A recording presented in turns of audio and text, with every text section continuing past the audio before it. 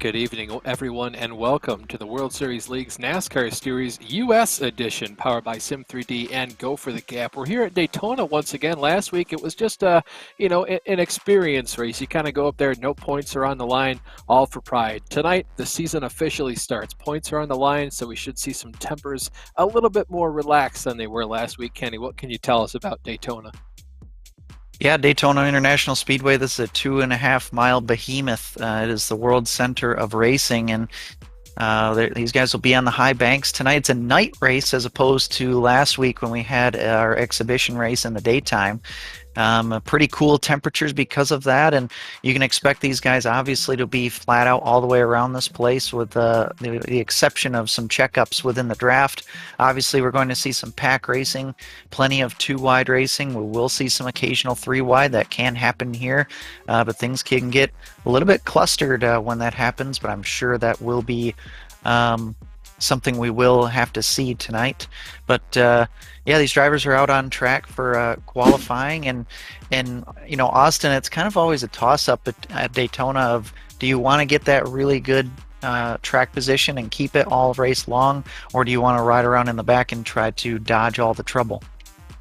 Kenny, I think, it being a lot cooler today, the cars should be handling it just a little bit better, so we should be okay for now. I think you want to be up front controlling the race. I think what we saw last time was a lot of the wrecks happening in the middle of the field, so I think we're going to want to be up by the front, but obviously we've been wrong doing that strategy before.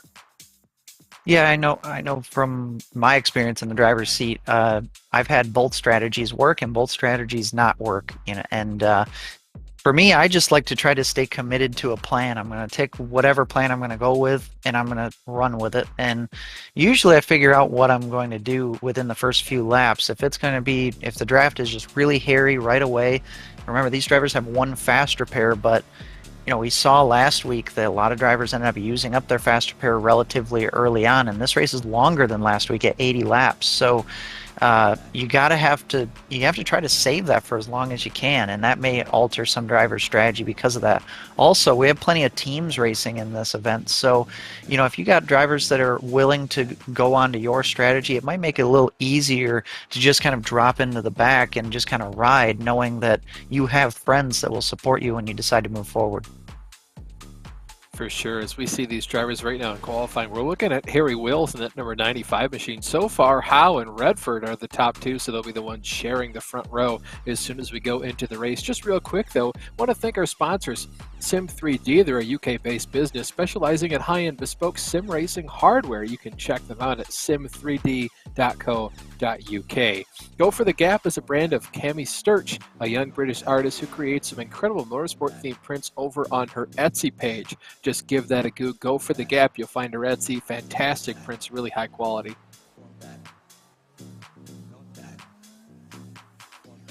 And you see on the track here, a lot of these drivers will run a high line for one lap and build up the momentum. Takes about a lap or more for these drivers just to get up to speed, and then they'll run their second lap, because it's a 2-lap qualifying session.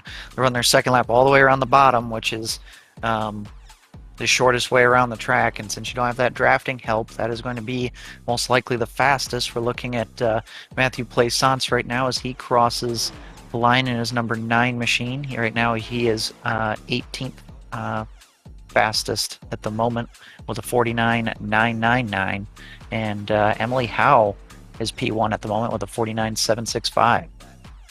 Yeah, you look at Kulaga. He just shot up there to P2 on the board. Pretty good lap from him. Right now we're looking at Shai Kuba and that number 81 machine. He was one guy we didn't see last week in the that race, so nice to see the rest of the field kind of filling itself out for right now.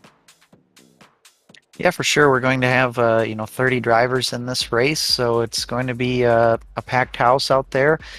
And with this being an 80-lap event as well, and not a full fuel load on these cars, 65% fuel, I believe, and that's going to make it so if we run green the whole way, which I doubt we will, but if we do, it's going to be a two pit stop race most likely for all of these drivers. So there will be some strategy to come into play, and also it'll kind of be a toss-up whether or not drivers will want to take tires in both of those pit stops, because you're not going to see a whole lot of tire wear tonight, especially with how the temperatures have cooled down so much. So these cars are pretty stuck to the track, and really the key thing for these guys is to focus on trying to keep a clean race car. For sure. We're looking at Henry Windham as he drives his car around the track a couple times, just trying to set a fast time in qualifying. But Kenny, I mean, it doesn't really mean a whole lot to start up front in these races, especially when they're 80 laps long. We saw most of the field in that 50-lap race kind of come up from the back of the pack and really do a lot of damage to the guys who were up front in terms of taking those spots away and just, learning more about the draft when you start in the back of the pack. Yeah, I really do think that it is good to kind of mix it up and be in the draft from the beginning, at least a little bit. But sometimes some drivers want to make moves that others are just not comfortable with right from the get-go, and they'll decide to drop back. But I totally agree that it is nice to kind of be up in the traffic and kind of know what your car will do and what your abilities are as a driver as well, and see what works and what doesn't work. So we're looking at Sean Smith in the Valvoline car, the number 2 machine, as he crosses the finish line, and he will be, it's like, 22nd at the moment.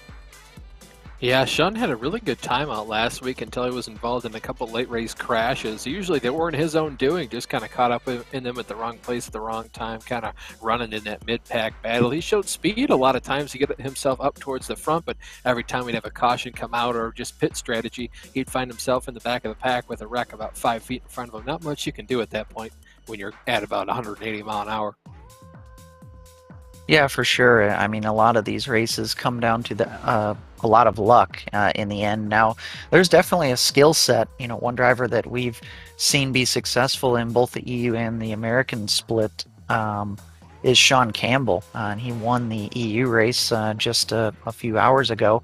Again, he won it as well the week before.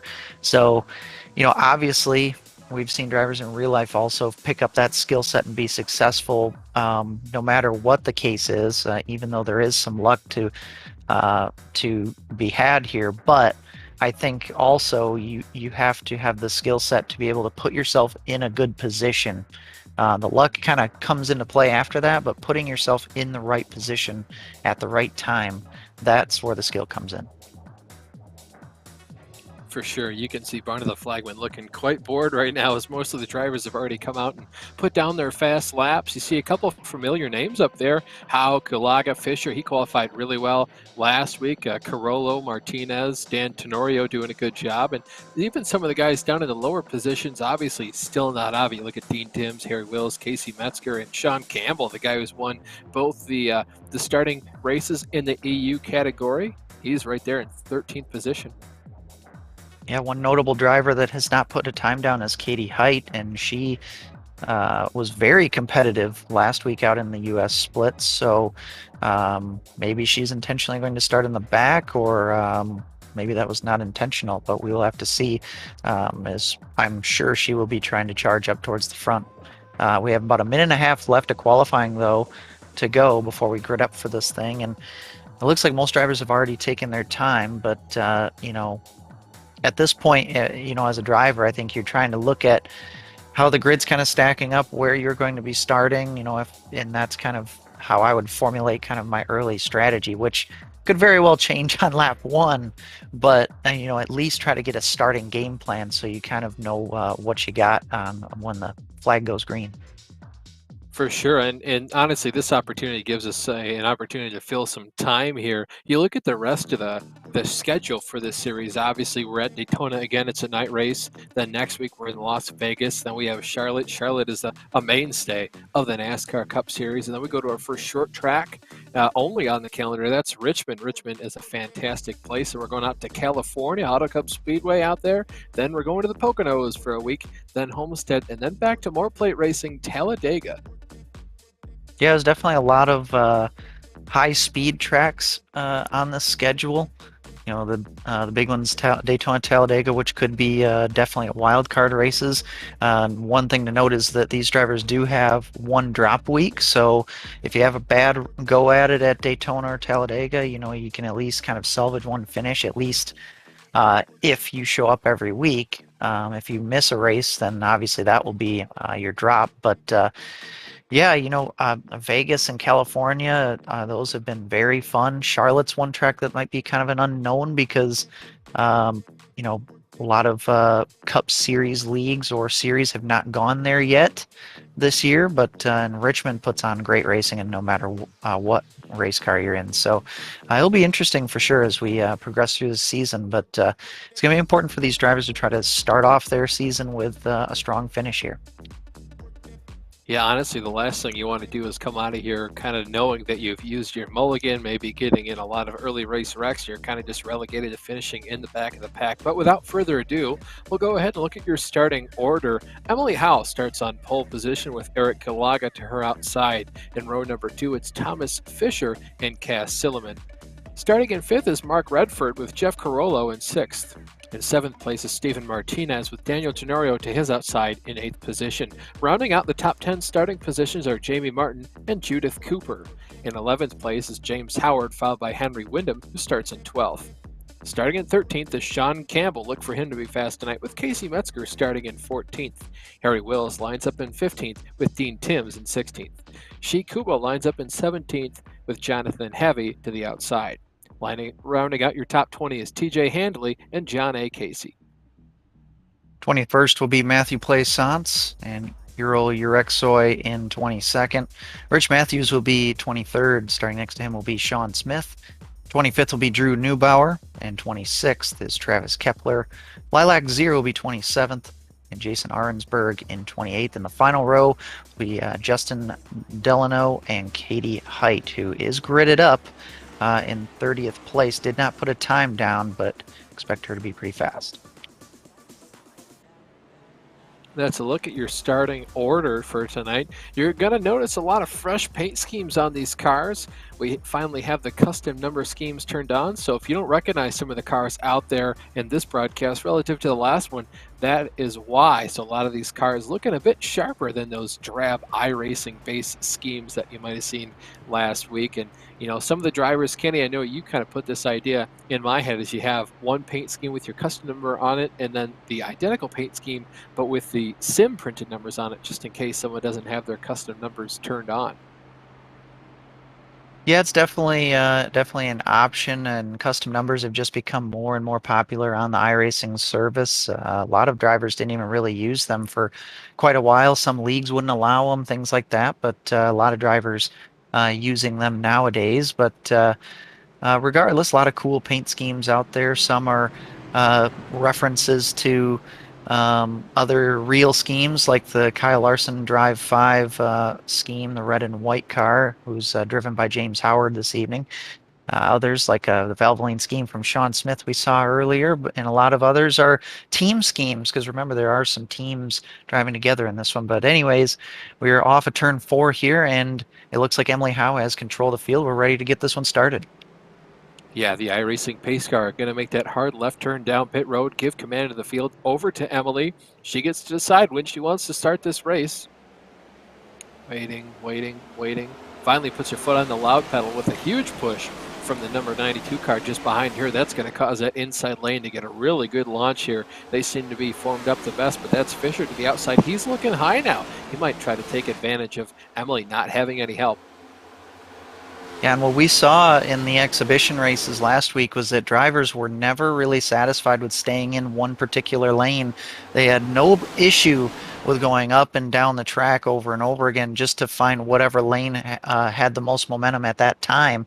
And there you see the top lane already shooting to the front, as that's Thomas Fisher, who's got the advantage. And remember, he was very fast last week, did not get really the ending to the race that he would have wanted, but he was quick and stayed up front all race long in the U.S. race last week. So look for him to make some noise early on, as he will lead lap 1. Yeah, he started on the front row of the affair last week, and he ran up front for most of that race through pit strategy and sequences and stuff. He'd have to make his way back up to the front of the pack, and then coming to the end there, just involved in a horrific wreck that kind of wrecked he and a couple other cars. But obviously you see him up there, and that's his teammate just behind him, Eric Kulaga, that number 66 car. So definitely expect for those two to kind of be hooked together and stay with one another, even if the opportunity arises, maybe more advantageous position to kind of pass your teammate ahead. You don't really do that. Yeah, I know. At the beginning of the race, I would either just stick with my teammate for as long as we can, or I would go, hey, I'm going to maybe experiment with some things. Let's maybe not work together at the moment. We'll just kind of feel some things out here and see what we got, just to kind of experiment with our cars and what we're able to do. But for the most part, these teammates are probably going to want to work together for quite some time. And they might kind of make a pact where it's like, hey, maybe, every man for himself, man or woman for themselves at the end of this thing, but let's try to stick together and keep ourselves up front because remember, if you got a team of two, three, four cars, you can really control these races if you get all of your team members up to the front. For sure, we've seen Stewart Haas Racing do that a number of times at Talladega. It's also very easy to do that in the sim as well. For right now, it's the two teammates of Tommy Fisher and Eric Kulaga doing a great job out front. I did just see a car out of the corner of my eye, Casey Metzger in the number 82 car. He's thrown back to a Dale Senior Olympic scheme from when they came to the United States. They were in Atlanta from about 1996. A fantastic looking paint scheme. For sure, very patriotic looking scheme there. And looking back up towards the front, Steven Martinez is now the third car to actually be able to clear the bottom line. At the moment, still plenty of cars in the top and bottom lanes. Ooh, a little bit of squirreliness there from Martinez as he's getting a push from Jeff Carollo, and those guys had to pack up a little bit. Everybody's able to keep it going straight at the moment, but that does break up the top line, and you'll start to see that more organized bottom side start to come in here as we come through the tri-oval, but Thomas Fisher still remaining as the leader. Yeah, these first three cars on the outside are all teammates. You got Martinez, he's in fifth, then Kulaga in third, and Fisher in first. So the first three cars on the high side there, they're all teammates doing a great job staying with each other. The first car not in that group is that number 52 car of Jeff Carollo. And then on the bottom side, it's a little bit harder to see who the teammates are because the paint schemes are just a little bit more dissimilar compared to the rest. But obviously, that's going to be Howe and then Redford down on the bottom. And then the third car in line is Silliman. Yeah, and it looks like this draft at the moment is about 23, 24 cars long here. So, quite a few drivers in this field are, up in this front package. You see in the very back of the shot there, there's a few drivers in the very back just kind of running in a line together, hoping for some potential, problems that they can avoid and get the track position that way. And we saw, like just last week, that can be true all the way up to the white flag, and on the last lap, you can have a huge wreck, and these drivers in the back could turn a 20th place day into a 10th or even 5th place day. It's just, you never know when or if the wrecks are going to happen. Yeah, these restrictor plate races, well, they used to be restrictor plate races. Now they're just big tracks, these high bank tracks. They're crazy. You never know what's going to happen. It's hard to predict all the time. Of course, we're looking right now at the back of Christina Howe, I believe that is, in that number 29 machine. She's got Dale Earnhardt on the back of her car. Yeah, that's definitely not going to hurt her chances. Dale obviously was so good at Daytona and Talladega, and riding with the number 3's blessing on the back of her car tonight. But I noticed that the field here, the draft, is kind of gotten just slightly smaller as we were talking those last bits there. It's about to down to 19th place or so is where that lead group has broken off. And these guys still are in a two-lane grouping here, pretty much even. As far as the lanes go, did see a blink out there from John Casey. We'll have to keep an eye on that, but he has returned. But it looks like over time here, some of these drivers are just kind of tailing off the back of this pack, and some maybe voluntarily dropping off and kind of just getting into their own line and giving this lead group some space.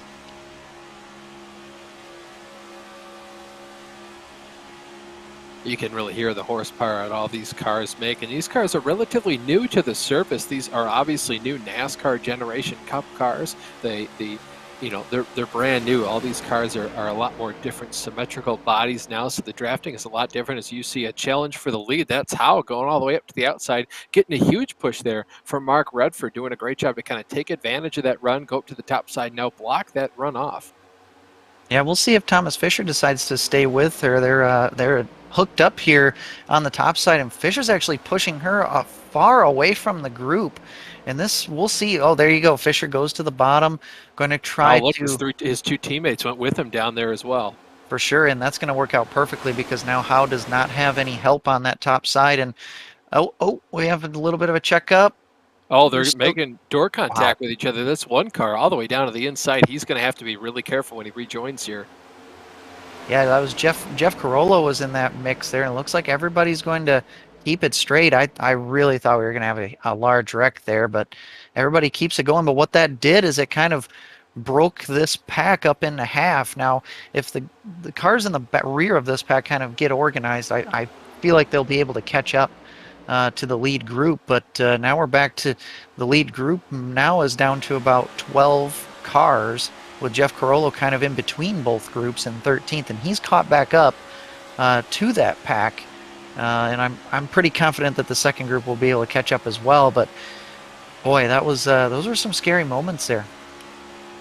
Yeah, for sure. These cars you can see just about 180 mile an hour. That's 300 kilometers per hour if you use those units. So these guys are flying, going at a pretty good clip here. When you're at this speed, you go about the length of one American football field every single second. As you look at Daniel Tenorio, huge push from behind. He obviously wants to go to the front. Daniel's a seasoned veteran in the World Series leagues, commentated on a lot of his races before. Getting, again, a huge push by Redford behind him. So Redford obviously looking to be probably the best pusher for right now. Yeah, and things kind of opened up for Tenorio when there was kind of that kerfluffle there on the backstretch a couple laps ago, and now he finds himself as the lead car on the bottom side. So he's going to try to take this line to the front. And Redford, like you said, giving him some nice pushes here, and these guys might be able to make some hay down on the bottom side. It looks like Fisher and company are content with running up at the top side, but there you go. You see Tenorio now taking advantage of the shorter way around the circuit and that good push from Redford, and he's going to challenge for the lead here. Yeah, great push by Redford. Obviously, really showing that it's better to just kind of slowly push a guy for a while instead of just one big shot to his rear end. Obviously, you can utilize more of that momentum, and this is kind of what we saw before. So it looks like for right now, I feel like Fisher has to do a little bit better of a job than he did last time. Of course, I shouldn't say that because, you know, as soon as Hal got in front of him, he kind of just ducked down out from behind her and then went down to the bottom and kind of left her, you know, out to dry. So we'll see what Daniel does here. He's got to kind of know what's going to happen if that happens. Yeah, that was actually a really good move put on by Fisher early on. He knew that he was going to have the support of his teammates behind, so he knew that he could just push Howe all the way out to the front and allow the pack to potentially freight train them, because he knew that the drivers behind him were going to go with him and not with Howe. So he pushed her way out to the front, dove underneath, made a new line, and all of his teammates followed behind. That was just textbook drafting here with your teammates. But I'm really impressed here with what Tenorio and Redford are doing here. The two Toyotas on the bottom side, and still it's worth noting that this lead pack is still only 13 cars, and Harry Wills is leading a few cars behind. Looks like they're just about to catch this lead group, and we'll see if they decide to just kind of run in the back of this pack, or if they try to charge up towards the front.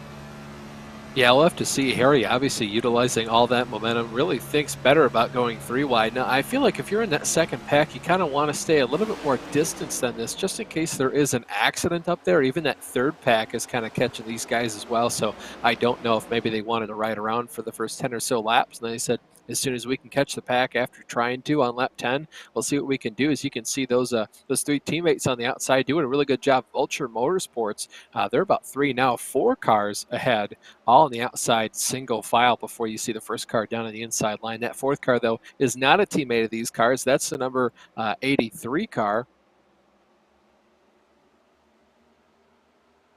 Yeah, and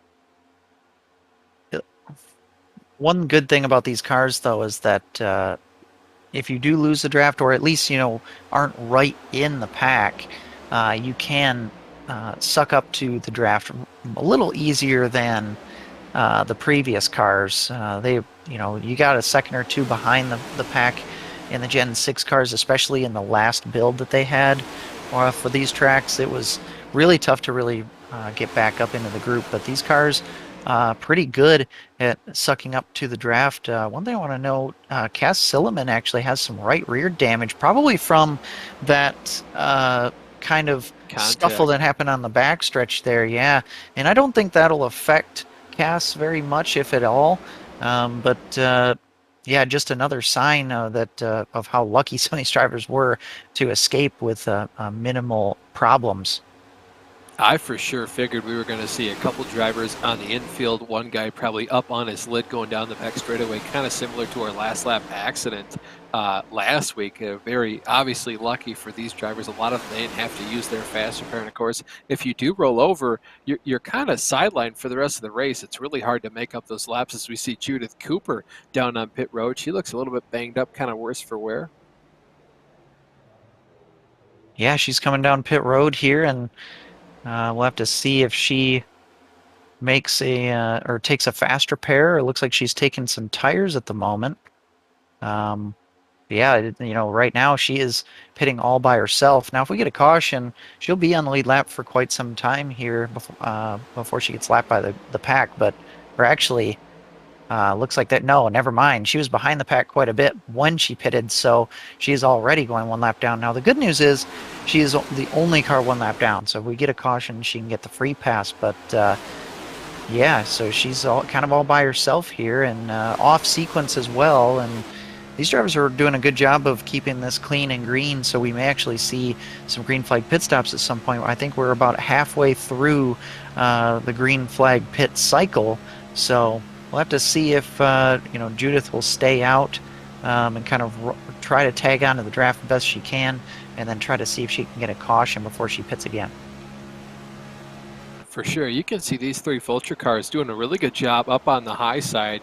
Jeff Carolla is with these guys. I had a chance to speak to Eric Kulaga just a little bit after that last race went on. He said, those four cars, you better look out for them. If they get 1, 2, 3, 4 like that. They're 1, 2, 3 right now, obviously waiting for Jeff Carolla to get a little bit closer to them and kind of suck onto this pack. But I feel like the three cars that they have going on right now are doing a great job. For right now, though, the main competitor of the Vulture Motorsports cars is Mark Redford and Daniel Tenorio. Mark's proving to be one of the best pushers in the category right now. You see him giving Dan Tenorio a huge push, and that's kind of given Daniel the opportunity to go really far out, and then giving Mark the opportunity to go ahead and block that high side. Yeah, now Redford finds himself up at the front, and we'll see if Fisher's going to do the same thing that he did to Howe earlier. There he goes. He's kind of pushing pretty hard here on the top side. We'll see if he tries to dip down to the bottom in turn one. He's got to be careful because Martinez isn't quite clear. One car hard into the outside wall. Oh, yeah. You can see those three Vulture cars not quite clear from the bottom line yet, so it's going to be very treacherous if they do want to do anything down the back straightaway. You can see a lot of the cars fanning out right now. That's Fisher still trying to push that number 77 car of Redford. I wouldn't be too surprised to see these three guys go down to the inside now because they're all clear of the inside. You can see them doing that right there. That's where it is. Yeah, I believe that was Emily Howe that got up into the fence, and I don't know if she kind of escaped out because she's not in contention anymore. Ooh, really tight quarters here in the tri-oval. A few drivers kind of bumping into each other, getting a little bit wishy-washy, and it's 3 wide with Tenorio stuck in the middle there.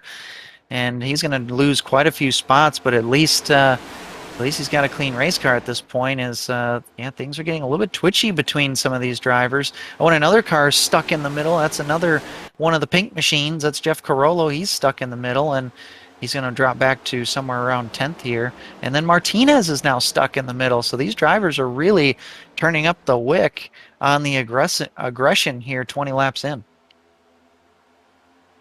For sure. You can see Steven. He's in right now what we call the sucker hole. That Darrell Waltrip always used to call it that because you really can't do much when you're in the inside, in the middle like that, especially when you got a bunch of cars lined up on your outside and they have all help and you don't have any help at all. So you're kind of just screwed until you can get in behind someone and follow him. It looks like he's got a little bit of right front damage.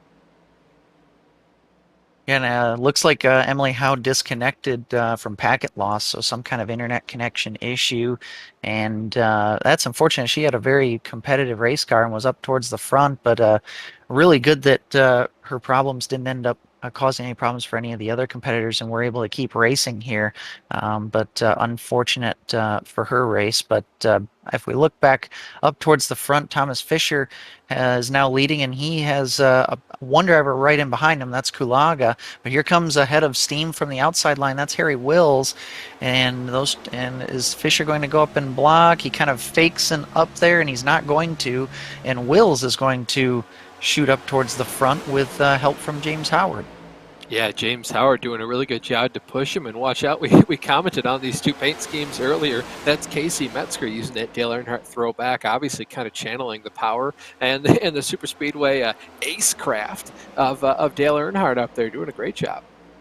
Wow, and it probably was hard to see with the naked eye, but Wills and Howard got really out of shape coming out of turn two and had to really check up their line, and that was a lot more unsettling than it probably looked on the television, as any little movement that's involuntary here at Daytona or Talladega is really frightening because it happens at such a high rate of speed, and the pack is just so close, it leaves so little margin for error.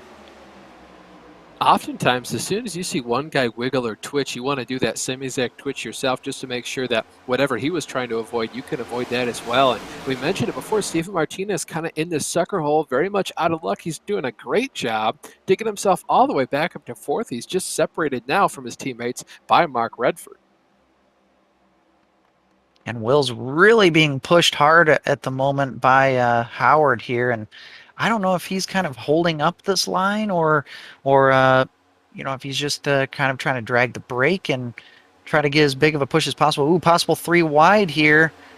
That's Cass Silliman stuck in the middle at the moment. Tried to go for a pass, and it looks like they're going to lose some ground here. And there you go, just as you said earlier, Austin. Shot into the middle, didn't have any help, and is going to lose 3-4 spots at least. Yeah, you can see still a lot of two wide going on up at the front. This is the most two wide racing I think I've seen in iRacing in a long time, especially on one of these plate tracks. These guys have been doing a really good job at it. A lot of take, a lot of give from both sides. Every single person taking and giving just as much as everyone else. You look right now, Howard to the lead, being pushed by Casey Metzger on the high side. Then we got Daniel Tenorio. Oh, we got a caution out on the racetrack. And worth noting as well. Oh, yeah, right there. Was that actually after Oh, Big the Mac. Yeah, that was after the caution. I believe that is the as 63 Redford? car of Urixoy and Mark Redford.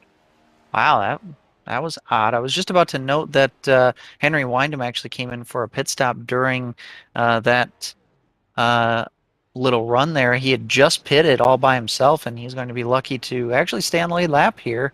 He's going to And make out like a bandit. He'll probably go yeah, to the lead. yeah, he possibly could here. Um, but yeah, it looks like Urexoy and Mark Redford there after the caution. Let's see. Yeah, it looks like Redford just didn't check up quick enough. And we look at the replay. Here's the incident that actually caused the wreck. You see Martinez involved. Carolla, I think, is involved there in turn 3 and 4. Good Oh, job by John Smith to Smith dodge narrowly that. avoided, yeah. And yeah, the caution came out, and it looked like Urexoy checked up. And Redford just didn't check up in time and ran right through him and spun them cars both down pit lane. Luckily, no other cars involved in that incident. But yeah, first caution of the day, and looks like we will still have this as a 2 pit stop race for sure. But we were getting near green flag pit stops.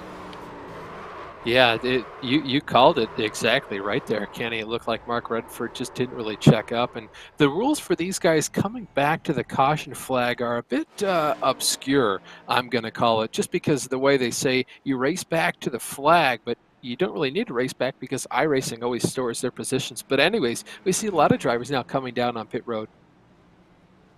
Yeah, everybody coming down pit road here, all the lead lap cars, and like we said, Henry Windham, he could potentially go straight to the lead if he decides to stay out, which I would expect him to.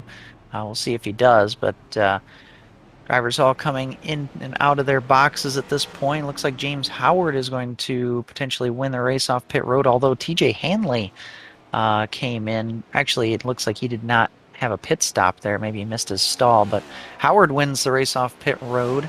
Metzger came off next, and looks like Harry Wills will come off after him. Like you mentioned there, Kenny, Windham up to first place in that number 28 car, so he's making out like a bandit right now. Really curious as to what caused him to have to go down pit road, but doing a pretty good job to take over the first position. I don't know if that's just sheer luck or maybe he saw that wreck happen, so he dove down pit road. Yeah, it happened about a lap or two. I think like one lap before the caution came out. So I watched it back, and he just kind of went down and made what looked like a regular pit stop. So I don't know if he had a problem inside the car or just wanted to get out of the draft, or maybe he has ESP and was able to predict that caution to come out so he could take the lead. I'm not sure, but it's going to work out really nicely for him as he's not going to be at any real disadvantage for fuel, maybe, half a lap or so, but um, no disadvantage for fuel or tires, and he's got all the track position he'd ever want. So kudos to him. For sure, you're going to see TJ Handley go down pit road one more time. That's because he had a hard time finding his box last time down pit road. And it's pretty challenging to find your box, especially if you're in behind a bunch of other drivers. You can do everything you think you need to. You put a cool sign, or sometimes I'll put a can of Pepsi on my board, a giant yellow backing. It's still hard to find that thing. So it's really easy to miss your pit box, especially when you qualify and your pit assignment is done by qualifying. And if you qualify in the middle of your pack, it's really hard to find your box. It really is, and this league also enforces forcing drivers to uh, 3 boxes forcing in, 3 boxes out. yeah, so you have to stay in the fast lane on the right side for as long as you possibly can, and I think there was kind of some you know miscommunication or you know, he kind of got stuck on that far side of the pit lane and couldn't really get over and actually checked up in front of Cass Silliman, and Cass Silliman actually hit him. So there was a little bit of contact there on pit lane. And if you next time we see Hanley's car, you will see some damage on the rear end unless he took a fast repair. So that's just, you have a pretty wide pit lane here at Daytona, but that doesn't mean you can't have problems. And again, with a large field of cars, it's very easy to have that pit stall come up on you way more quickly than you expect.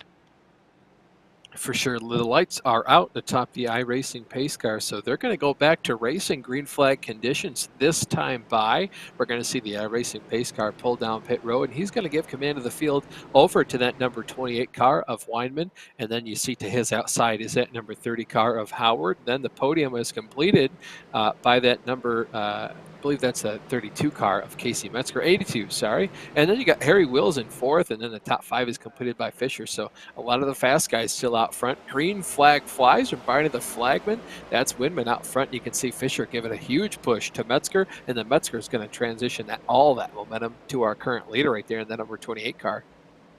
This will be interesting because Windham has not really found himself right up at the front a whole lot in this race, but obviously he's trying to stay there, getting a nice push on the bottom line. But however, bottom line is not very organized at the moment, and it looks like Howard is going to shoot to the front here. That bottom side just did not get organized right away. However, there's more cars joining in that fight. So again, like we've seen early on in this race, as a few cars dropping down to the bottom, drivers are not afraid to make either line work, which is really nice to see and makes the fight up front pretty even.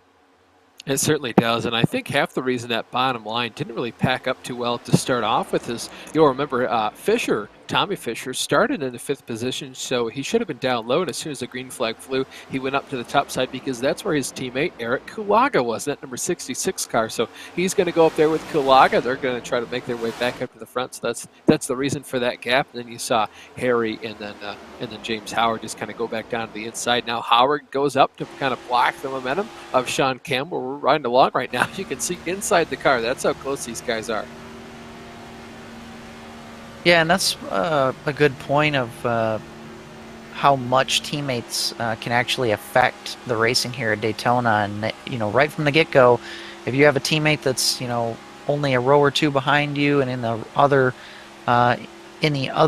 lane, if you can time it right, it takes a little bit of choreography, but if you can time it right, you can have your teammates move in front of you or vice versa and really completely abandon everybody else in your lane and really control the race again from the start. And it looks like these drivers trying to bring the groove up to the top side. A few stragglers are still on the bottom, but again, and this is another example of how teams can kind of control the races. If you got strength in numbers, you can kind of force other drivers to join you in whatever lane you prefer. That's certainly right, Kenny. Speaking of strength in numbers, you're going to see the 2 Vulture Motorsport guys up at the front of the pack kind of cut down to the bottom and see if anyone goes there with them. Obviously, there is also some manufacturer alliances in the real NASCAR Cup Series. In iRacing, it's kind of less likely than you just see, oh, go with that guy because he's driving a Chevrolet. But in real life, it's definitely something you can work on too. Definitely is, and over the last probably 5 years or so, it's become more and more important for manufacturers in the real world to work with each other. And but these guys are catching up very quickly to some drivers who were involved in some accidents earlier. Steven Martinez and TJ Hanley are some stragglers up in front of this field, and we will see if these leaders are able to get by without any issue, as we do have 2 lanes. And remember, when you make that 3rd lane here at Daytona, it gets pretty narrow. It's not nearly as wide as Talladega. Yeah, super hard. You can run 2 lanes here pretty easily unless you want to start, pinching the guys down on the inside, crowding them, if you will, to kind of pinch their momentum up off the corner. But as soon as you get 3 wide, you pretty much have to stay in your lane. You can move about 1 foot up or down, but if the guy to the inside or outside, if they move at the same time you move, more often than not, you're going to make contact with one another. You can see we're riding on board with Steven Martinez, looking back at his Vulture Motorsports teammate there of Tommy Fisher. Yeah, and I wasn't sure exactly if Fisher was going to try to pick up Martinez or not, and Fisher's kind of just caught, and that did check up the bottom lane, but they were able to get by him. A nice job by Martinez to, let the field by, but he's actually losing it down on the apron. He's down in the grass as the leaders are trying to Well, there's get past Hanley on the Hanley. outside. Yep, so these guys will get by Hanley, it looks like, pretty easily, but Martinez made a great save in the back of the field, trying to get out of everybody's way. Oh, and hard we have contact. Daniel Cenario into the outside wall. Looks like so far we're going to stay green here, and that was heavy contact, and that was, again, with the lap car, no fault done. Here's a look at the save by Steve Martinez there. That could have been just catastrophic if he would have come back up across the track. So a good job by Martinez staying down low. And then, but then Tenorio got into it with Hanley as he tried to pass by, and Tenorio's definitely got damage as he is off the pace and has fallen outside the top 10. He might be able to get back up in there, but that car definitely cannot be the same as it was. Yeah, he definitely needs some drafting help in the front of his car more so than just the back. You can see TJ Handley kind of still pushing him. Both those cars have a lot of damage. TJ had some damage on the rear end from Kenny, like you mentioned, that contact that he had down on pit road, but he now also has some damage from when he was kind of putting the fence there by Daniel Tenorio. And obviously, I think that was just a spot of miscommunication. One guy thinking he was clear. Obviously, he kind of went up, and you can also have to save the car. Sometimes there's a quick twitch to kind of counteract that oversteer, but where you can see we're still too wide there. There's Daniel Tenorio, like you mentioned, Kenny, car very much off the pace.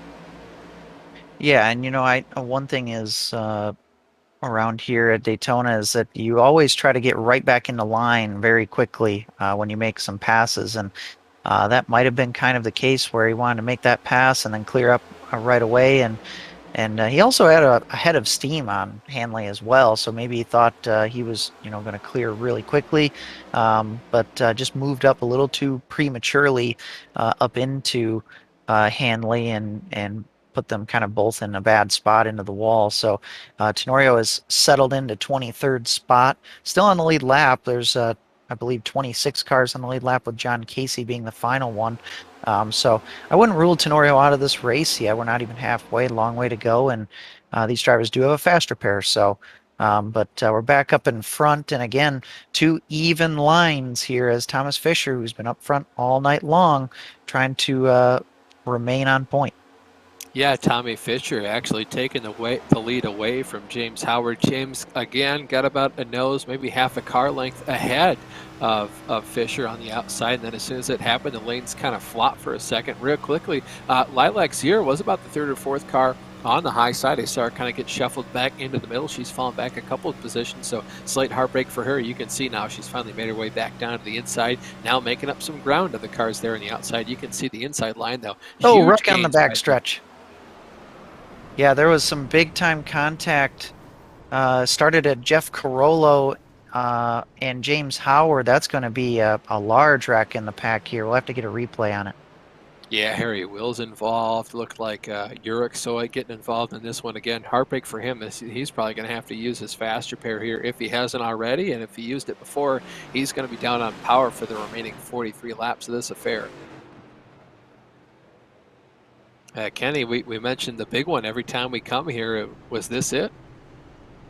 Well, it's one of them. I don't know if this will be the only large wreck we'll see tonight, but as we take a look at the replay, you see Corolla there on the inside, tries to make a move to the outside and take advantage of the push he had, but he just wasn't clear, and totally ran Yeah, into. it takes out Uh, James Howard there. Yep, and then some other drivers just nowhere to go. It looks like a few drivers might have gotten a little bit lucky and kind of net coated through this wreck. Do you see the 46 car trying to Oh dodge it man, there? he's just trying to stomp on the brakes, and of course he can't slow down fast enough or avoid him there. Makes contact hard in the outside wall. That's the number 9 car, Matthew Plassance involved. Then you can see the 2 cars that got involved and save us from having a caution earlier. Daniel Cenario, TJ Handley, Sean Smith involved, and this has kind of been his speed weeks for Sean Smith. It just a wreck happened, and you can't do much about it.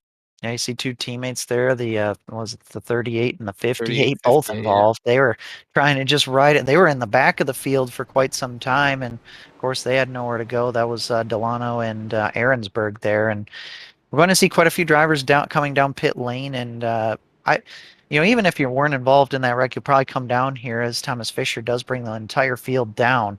Will be a lot of drivers here taking some damage repair, and Austin, a lot of these drivers, even though they were involved in that wreck, might not have any pace left in their car. They might still refuse to take that fast repair and just try to save it for the end. For sure. You can oftentimes, just ride around even if you're slow. Hopefully you don't get lapped by the time we have another caution. When you're inside, 10, 20 laps to go, you come down pit road, you finally get your caution. As we see Weinman in the grass. Oh, he actually gets clipped there by one of the teammates we just talked about. So that looks like the 38 or 58 obviously making contact with that 28 car. We'll have to take a look back to see what he got spun out for. Yeah, it looks like he got turned by James Howard, and it looked like it was just a case where Windham kind of dialed back his pace a little bit and kind of maybe looked like he was going to go towards the left side of pit lane. He was mostly on the right side, but not completely, and Howard just didn't slow down and maybe thought he was going to be on that left side of pit lane and pretty much hooked him into the grass. So um, a very odd day for pit stops for Windham so far. One very good and one not so good. He'll go to the back of the field and he might actually have to come around and pit again. We'll have to see. There's a replay of when he was rejoining here and see possibly narrow contact here Right right there. there. And I wouldn't doubt to see him come back down pit lane, but he will be at least still on the lead lap. Yeah, thankfully for him. And when you do get put a lap down, especially on a track like this, really hard to make that lap back. We're going to see what spun him into the grass here. And yeah, he's definitely going to have to pit one more time. Kenny, he didn't get serviced at all. Yeah, and unfortunate for him. And here he comes. He is going to come down pit lane here, and that's going to potentially shuffle some things up in this draft with quite a few fast players with some problems that last run. Jeff Corolla was up towards the front for quite a bit of time. Martinez was up towards the front. James Howard. Yep, those were some really fast cars that are uh, going to be towards the back, and whether or not they took their fast repair. If they didn't take their fast repair, I wouldn't expect them to be competitive at this point. But if they did, they'll definitely try to regain that track position. But again, they have to have that thought in the back of their mind that, you know, they are going to have to play it safe the rest of the way, and we're barely halfway in this race. Yeah, we're going to come across the stripe to start lap number 40 right here. And of course, on the completion of that lap, we'll be halfway through the race. The lights are out atop the iRacing pace car. It's going to make the hard left turn down pit road once they come out of these next two turns, 3 and 4, and give command of the field over to Tommy Fisher. We're going to take a quick moment, though, to thank our two sponsors of this event, SIM3D. They're a UK-based business specializing in high-end bespoke sim racing hardware. You can check them out at sim3d.co.uk. And then Go for the Gap. It's a stylish brand by Cami Sturt. She's a young British artist who creates some incredible motorsport themed prints over on her Etsy page. Highly recommend you go check that out. Fantastic print. She's got a really nice looking Dale Earnhardt one. Yeah, and a few different players up in the front now. Obviously, Thomas Fisher has been up in the front. Sean Campbell really hasn't been right up in the lead in this race, but we expect him to be fast, and here he is. And Katie Height started dead last on the field, is now up in the top 5. So we'll see how aggressive she decides to be if she wants to try to stay up here. But here we go. We're one lap away from eclipsing the halfway mark, and we're green again.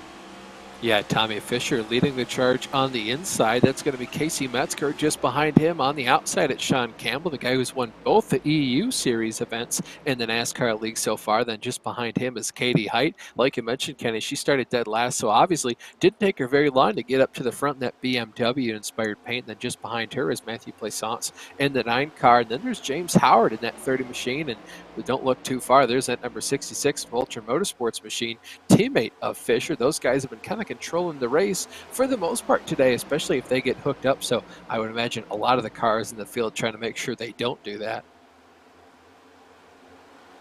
For sure, as we have two pretty even lines right away from the start here, and looks like a couple drivers actually had to come into the pits there. Sean Smith was one of them.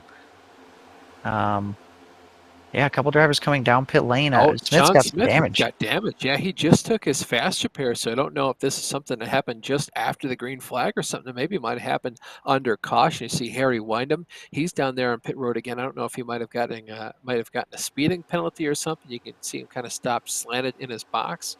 So this happened right in the exit of turn 4. Jamie Martin got up into the outside wall, checked up the line. Daniel Tenorio got into her, and then Sean Smith was just an innocent bystander. And that was right before the pit lane, though, so Smith was able to just come right down pit lane after that. But big time damage for Sean Smith. Very unfortunate. And Yeah, you really but hate to see that for Sean. I mean, that's kind of been the story of his speed weeks. I mentioned it there, and under that last caution, he's shown a lot of speed. He more often than not can get himself from the back of the pack up towards the front after a couple laps. So you got a battle for the lead, though. That's Fisher on the inside right now with Sean Campbell. yeah, Campbell and Height working together very well, and but Fisher and Metzger working together well as too. And again, two pretty even lines here, kind of going back and forth. Not really any dominant lane or dominant driver for that matter. You know, Fisher's been kind of the controlling driver for the most part, but you know that's partly because of the fact that he had teammates up there helping him. Ooh, drivers got pretty close together there on the exit of turn 4, but also the fact he had some teammates, but he also is aggressive. And some of these other drivers, they've just kind of decided on capitalizing on other drivers' mistakes and just choosing the correct line, and they haven't been quite as much of an aggressor. Fisher has definitely been the most aggressive at trying to make his own lane and make his own passes. Yeah, you mentioned that aggression factor, Kenny. Usually that's something I only see out of you in about the last 10 or 20 laps of the race. Usually you're pretty refined and reserved for most of these races. And do you want to do that? Sometimes you want to be the aggressor, sure, but I would imagine usually you want to be kind of laid back just to make sure you don't start any incidents yourself in the middle, right? Well, if you at least know what you're doing, and a driver like Fisher definitely does know what he's doing, um, it's actually going to make you look quite good in some ways. You know, if I'm driving around and I see Fisher making all these moves and making them work, then that's a driver I want to go with because, if I can push him and he can kind of lead me through the pack, then that might be pretty important later on in this race. So he's going to become quite a popular dance partner, at least in my opinion, by making all these moves work. But the thing is, Fisher's already got help from his teammates, as you see right now, getting a push from Eric Kulaga, and these guys would just go right on by Sean Campbell and take the lead right on back. I was just going to say this is something the rest of the field sure as heck didn't want to see is Fisher and Kalaga now working together. They made very quick work there of Sean Campbell. You can see Casey Metzger, James Howard moving a little bit all over the place in this first pack here. And this is where we see a lot of the fast guys for the moment. You can see the two Vulture Motorsports drivers on the low side. That's going to be the 89 of Lilac Sierra, and then Katie Height to the outside. Yeah, and this pack is separated into about 11 cars, and another group quite a bit of time behind. You see them right in the back there of the screen.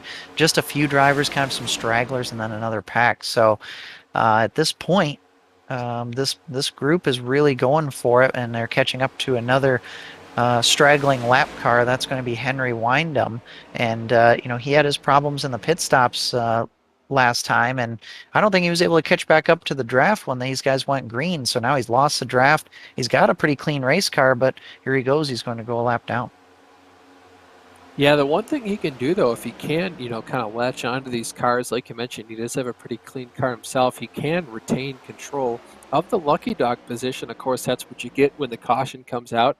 You're the first car scored one lap down that didn't make any contact or be the cause for caution. You get to pass the rest of the field, including the pace car, under the caution, so you get the lap back. You call that the lucky dog. That's something that they have in NASCAR, very much different to a lot of the road racing series, especially F1, where they kind of just let the field through if they feel like it, especially if you're Michael Massey.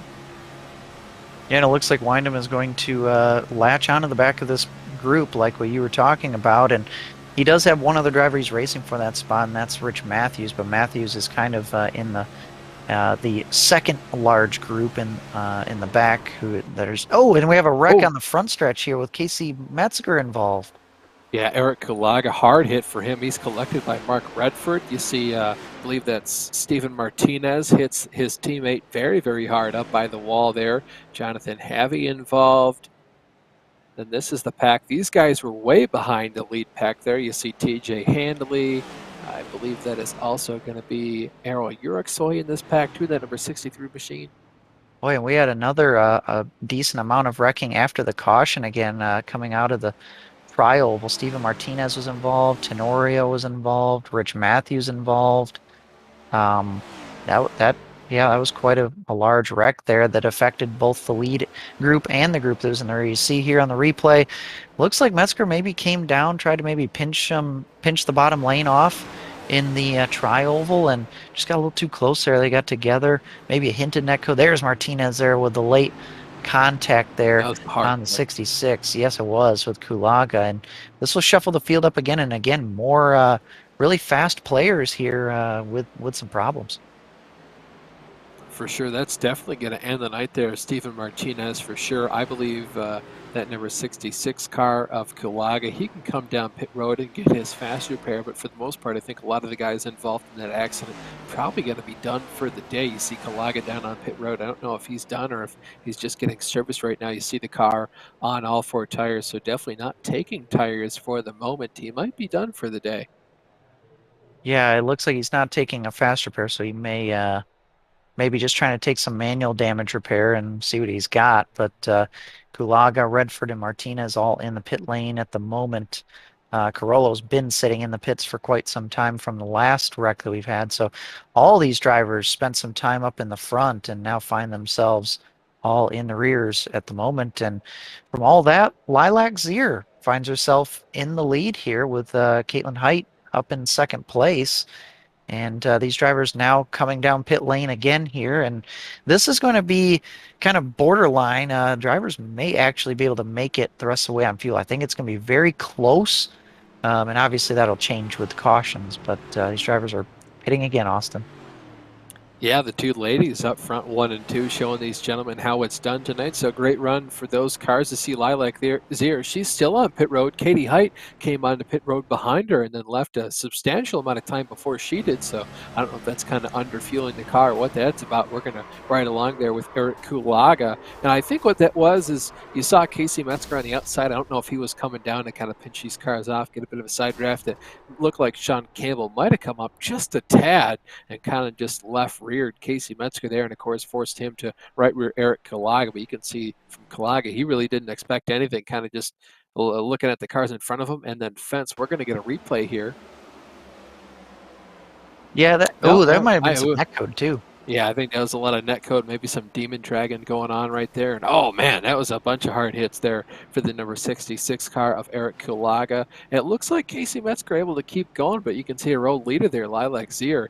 She's falling down the order quite heavily. Yeah, so she had a very slow pit stop because she missed her pit box just by a hair. She had to back up and reposition in her pit box, so that caused the slow stop, and that just shows how important the details are in this NASCAR format racing.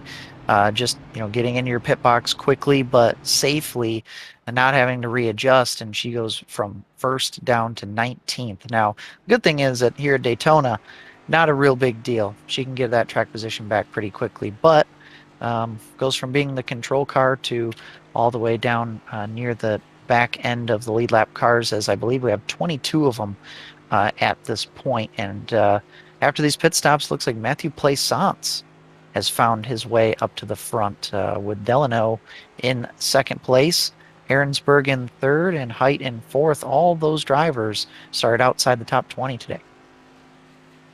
Yeah, Height, the first car to come down pit road and get service underneath this last swell or swoop of pit stops there. So she obviously sitting quite pretty. And then the two teammates, Delano and Aaronsburg, I very much expect for those two to get together and kind of control at least the first couple laps after this caution. If those two can get together, I'm sure they know how to work together. They're in the same Discord chat that these guys have in the WSL Discord. And if you want to join this league or any of the WSL leagues, go ahead and apply. Harry Wills does a great job running these leagues and organizing everything. Great guy. Yeah, it'll be interesting to see the 38 and the 58, how aggressive they decide to be. They were kind of riding around in the back of the pack at the beginning of this race, and then they ended up getting caught up in one of the accidents, and now they find themselves right back up at the front. And um, with Kulaga and some other drivers that had some teammates up front having some problems, these two drivers might be able to kind of take advantage of that and flex their muscle as two teammates. For sure. The lights, though, out atop the iRacing pace car as these guys roll through turns 3 and 4. He's going to make the hard left turn down pit road. You see that beautiful Sunoco sign on the right-hand part of the track there. That's signaling the end of turn number 4. So the iRacing pace car going to make that turn off the track, give command of the field over to Matthew. He's going to lead these guys to green once again and start the next run of hopefully green flag racing. He gets a huge jump relative to the rest of the field. You can see those two teammates, though, already kind of lining up nose to tail. And this is not what Matthew wanted to see. He's probably going to be caught up pretty much immediately by these guys and hung out to dry. Yeah, we'll see if these drivers decide to go with him on the bottom lane or if Delano decides to make his own lane. The thing is, though, is his teammate is not clear. So these guys, I think they're going to have to just stick on the bottom line, and Katie Height is going to shoot up towards the front here with a huge push from James Howard. And what I've noticed is James Howard, I think, has been the best or at least most aggressive pusher all day long. And he's going to go to the high side now and make his own lane. And he's going to get to the lead. And Height does not have a whole lot of help at the moment. Howard might take the lead here. Yeah, I don't know if Howard's the best pusher, certainly the most aggressive. I feel like Redford was the best pusher. I feel like he'd get to you slowly, wouldn't upset the car too much, then he'd push you for a long time. So I feel like he was the best, but obviously can you really say the best when he's kind of on pit road, definitely out of contention for the time being. And Howard's been up at the front of the pack all day long, currently in the lead of this race right now, getting helped by Sean Campbell. Campbell, the guy who has won both the EU races at Daytona so far this season. Boy, and you saw Judith Cooper there trying to get down to the bottom line in front of Caitlin Height there, and just was not quite clear, and she did a good job by kind of checking her move and moving back up to the top side. Didn't lose any track position from it, didn't cause any problems, but that was just a close move by the Ford car. And remember, Cooper actually pitted kind of by herself during the green flag run earlier, and that's another driver who had some problems early on and now finds herself up in the top 5. Yeah, you saw Travis Kepler dive from the outside line down to the inside with the opportunity to kind of lead that line if they do get their act together and catch back up to where James Howard is on the outside. Right now, it's the first 4 cars clear on that high line over Travis Kepler, and then he's being pushed right now by Katie Height. Yeah, top line's really working at the moment, and like you said, Travis Kepler there on the bottom trying to lead that line, getting a good pit push from Height here. And Kepler hasn't been up front a whole lot this evening, but gets a really good launch into turn 3 and 4 here, making the bottom line work. And that's the advantage of the bottom line. As you see Campbell kind of check a move to the bottom side, but goes back up. And the bottom side is the shorter way around the track, and the corners really are where that line's going to make up its most ground, and then the top line will shoot down the front and back stretch with a bunch of momentum, able to ride the banking. But that's kind of where you see the tug of war with the draft here. But obviously that can all change based on drivers getting huge pushes from another driver. For sure, Kenny. And like you mentioned, we haven't talked a whole lot about Travis Kepler today at number 20 machine. Mostly been riding back, and usually the lead pack, but definitely not up near the front where we get a chance to talk about him. Great looking though, number 27 car. Kind of reminds me of Dale Senior's car. That the Wrangler colors, obviously the blue a little bit off, but still sharp looking machine. Right now in the lead as we come across the stripe to complete lap number 54 of 80. And we're going to have 26 laps to go here, and still quite a few players are left in this to battle it out here, as we still have over 20 cars left on the lead lap, and quite a large draft at this point, with looks like about 19-ish cars in that group. Yeah, 19, 20 cars in this front pack. You can see we're riding on board. That's the rear end view of Travis Kepler. Looking at the front end there of Katie Height, that weird BMW there. Mustang turned into BMW. Looks pretty good for what what it is. I do wonder if the bumpers of a BMW are going to line up with the bumpers of these Cup cars. That car nonetheless looking pretty good. Obviously, you can't really tell it's on the Mustang body until you look at the rear end, and you can see obviously she hasn't made too many. Whoa, that's the 27 car pushed way off the track, forced to take evasive action as the rest of the field kind of forces them to stack up. That's going to give the two leaders of Howard and Campbell a huge advantage over the rest of the field for the time being. That was very narrowly avoided a wreck. Wow, I cannot believe it. I mean, that was a mix of net code, but man, Kepler Wow. and Cooper just basically door slammed each other going down into turn 1 and 2, and somehow are able to come out on the other side of it. I mean, that when Kepler went down onto the apron and then came back up the track, I don't know how he avoided and missed hitting Cooper a second time. I mean, that would have just stirred up a huge wreck there. Great job by Kepler to save that car.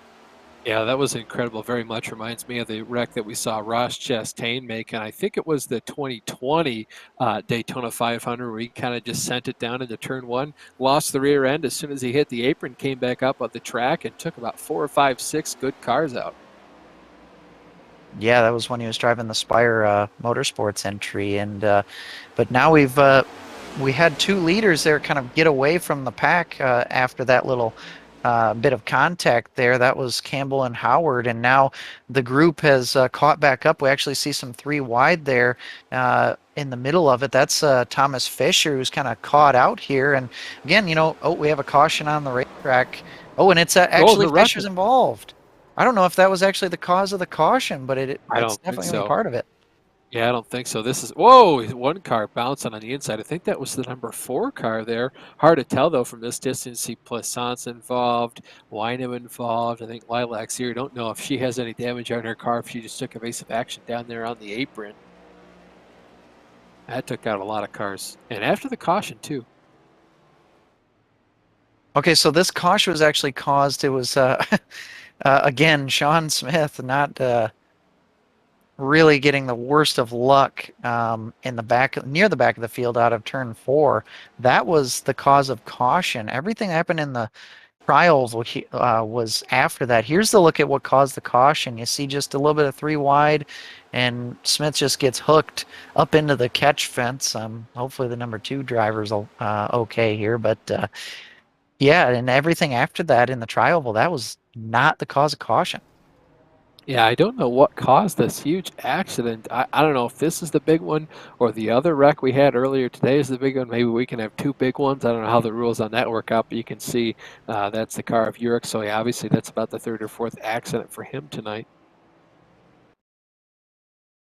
So I believe if we're taking a look here with the replay, that it was again another 3 wide situation. And you'll see Fisher kind of come down the track, and maybe it was a coming together again, like what we saw in the last wreck, as him and I believe that's Plaisance just got together in that trial, and just Cooper had nowhere to go there, and a few other drivers. You see Lilac Zier spinning to the inside there, the 46 car involved, and you see the pace car is actually already coming out on the track because the caution was already out, but and a few other drivers come by, nowhere to go, unable to slow down in time. You see the pack coming at these guys, and a good Ooh, that was close for dodge there. Casey Metzger. Yeah, very good dodge there. Um, but oh, and then some heavy contact And there Dan again with Plaisance. Tenorio. Yep, Tenorio involved, spinning right across TJ Hanley's car there. Um, but yeah, a lot of really fast players taken out in that one. Yeah, interesting to note there too. TJ Handley, despite being on iRacing for only 6 weeks last week, has still only had iRacing for 6 weeks this week as well. So good to see him out here. Yeah, and he did really well. He got had some luck on his side and got out of the late wreck last week, um and it looked like he made it through cleanly in that wreck as well. And it looks like this time, as far as pit stops go, Neubauer, Silliman, and Kepler all stayed out the top three, and beyond that, everybody else came in. And beyond 16th, it looks like those drivers are still either coming out of the pits or are still in the pits with damage repairs. So we're getting down to the point where we really probably only have about 15-ish cars that really have a good chance anymore at winning this thing. Yeah, you say that though, Kenny. You got to remember 2020 Eric Jones won the Busch Clash with a pretty dented up race car. As long as you got help from someone behind you, you can do a lot with a banged up race car. So we'll see just what happens. And of course, maybe everybody gets banged up here by the end of the race and everyone has damage. So the only way someone is going to win is just by being the best car with damage. Nice to see that Emily Howe was able to rejoin the server. She is one lap, or no, she's 5 laps down. I'm sorry, 5 laps down at this point. So, but it's good for her to rejoin this race because things like this can happen where a bunch of drivers can get taken out in wrecks, and if she's still out there logging laps, she can potentially get at least a top 20 spot. At the moment, she's 26th, but it looks like Travis Kepler will have control of the field here as we are on the final pace lap here, and we will get going back underway here with 20 laps to go. Yeah, you mentioned, for how to come back out here, this is a long season. It's only 8 races long. You do have the benefit of one drop week, but you never know when you're going to have to use that drop week. Maybe you have to miss a race, or maybe you just have 2 bad weeks in a row. You really can't afford to have a mulligan in a season this short, so you really have to fight for every single point and position you can. And the one good thing about that I like about the NASCAR League versus other leagues on iRacing, especially other WSL leagues, is it's 1 point per position. So every car you pass is worth another point. Yeah, it's a very good point, Austin. And sometimes when you go back and you look at a season like this, you're just trying to eliminate your worst finish. And if you show up every week and you end up having even just a 20th place in our, are forced to keep that as your worst finish, well, that's better than, quitting out early and having to take a mulligan for about a 30th place finish. So really a good average finish is just going to be the recipe for success in this. Yeah, you see Kepler gets out to a huge lead over Silliman, and then it's Neubauer on the inside. Then the first car on the outside there, that's going to be Howard. He's, of course, getting a big push by league admin Harry Wills. Then you see Katie Height up there in her Mustang, a.k.a. BMW. Yeah, I think really right now the real players that are left, at least that have been up front for quite some time, James Howard, Caitlin Height, and Thomas Fisher is still up there. You see him. I believe he must have taken a faster pair, so he's still fighting for what he's got left here, and he's up in the top 10. So he'll just have to probably think twice about some of the moves that he's going to make late on, but he's definitely got a chance at this still. Yeah, for sure. Definitely not out of this affair. Being the best running right now of that Vulture Motorsports gang. It's right now. It's Oh, and he's James just got Howard. turned, didn't turn one. Oh, hard up back up the track. Caution's got to fly for this event. Yeah. Caution is out finally, and wow, yeah. Just as we were talking about him finally getting his night turned around, fresh car, he gets taken out. So I was watching this the entire way. I was riding with Thomas Fisher when this happened, and what happened was he had a head of steam and was catching up to Harry Wills, and he was trying to kind of let Harry kind of get in line here. And at the same time, drivers behind him, Cass Silliman in particular, got right to his back bumper kind of at the same time, and they all made contact. And the way that Silliman hit George's car just on the left rear and just at a funny angle and just really upset his car. Yeah, that was the slightest of touches, but obviously it definitely meant a lot inside the race car. You can see as soon as that contact happened, he got then spun down to the inside. That was a pretty hard hit there. I feel like the night's kind of over for the driver of that number 92 machine. Yeah, and Sean Smith has disconnected, and Cass Silliman has now disconnected, and she was kind of at the epicenter of that wreck. So a few more drivers now are going to find themselves kind of down and out, like what you were talking about. And at this point, we do have 18 drivers left on the lead lap. I think that's going to actually decrease to at least 17, um, albeit maybe without a free pass. But uh, yeah, that's huge. I mean, he was arguably the fastest driver out there, or at least the most controlling up in the front, and I think his chances are pretty much done and over with. Yeah, Fisher now pretty much out of contention for the rest of this affair. Up at the front, though, it's going to be Howard, then Katie Height in her BMW Sting, then it's Casey Metzger rounding out the podium, then Harry Wills in fourth position. In fifth, though, was Sean Campbell. He's been pretty dominant. Then the man who was just leading this race underneath the last caution for a couple laps, even after the number 27 car, Travis Kepler, doing a great job. I may have actually called Thomas Fisher Thomas George a couple times, and I apologize for that. Yep. Different league, different league. Two Done that a Thomases, couple both very times. fast. Yes, Yeah. Definitely though, not a bad thing to be compared to Thomas George. He's pretty fast in our other league. So Tommy Fisher doing a great job, buddy. yes. And looks like at this point, 15 drivers left on the lead lap Take that at the 16, moment. possibly Kalaga getting the lucky dog. Yeah, and remember, Kulaga was involved in a heavy accident earlier. We'll have to see. Um, Looks like he's got a relatively clean car at this point, so maybe he took a fast repair. And but of course, he's not going to have his buddy Fisher there to help him out. He Yeah, is all on pit three of his lane. teammates. Martinez kind of out of the race. Jeff Carollo's been down on pit road for the longest time. So he's now the lone Vulture Motorsports driver.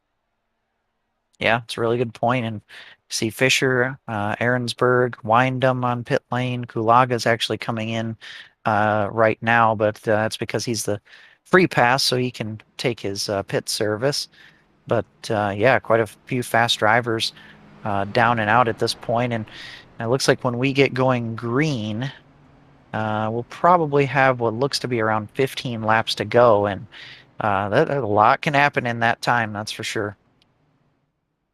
Yeah, definitely. You look at how this race has played out since about 18 laps ago. I think both of the Vulture Motorsports drivers were still out front. We hadn't even talked about Travis Kepler so far. So, a lot can for sure happen and only 20 laps left in this race. And I especially believe in the last 10, 15, 20, everybody kind of turns their aggression up. Pay window's going to open just a couple laps here. That means points are paid out as well. And you obviously want to finish as high as you can in all these races. And at that point, even if you did have a teammate out there, kind of a gentleman's agreement that after that, nobody's really your teammate anymore. Right. You do tend to be kind of selfish at the end of these races. And it's also going to get to the point, too, where, once we get to about 5 laps to go or less, really the worst that you're going to have or going to possibly finish is going to be around 20th. So that might help some other drivers kind of increase their aggression levels because of the fact that a lot of drivers are kind of out of the race. There's been a decent amount of attrition. So if they know that they can finish in a decent spot, even if they do wreck at the end of this race, that might encourage them to kind of send it here in the last few laps. Yeah, for sure. It's always a lot more relaxing for me to kind of realize that the worst I can finish is about 20th place. So I can really turn up the wick of aggression and make all the crazy moves that I really didn't want to earlier in the race when you can go from running about fifth or sixth to 30th or 40th or something. So, yeah, right now the light's out atop the iRacing pace car. You can see some of the slower guys with damage trying to catch up to the rest of the field. One car, though, just kind of driving his car along the outside wall. I don't know if that's trimming it down, trying to make it lighter, maybe more aerodynamic, but having a hard time getting that sucker off of it.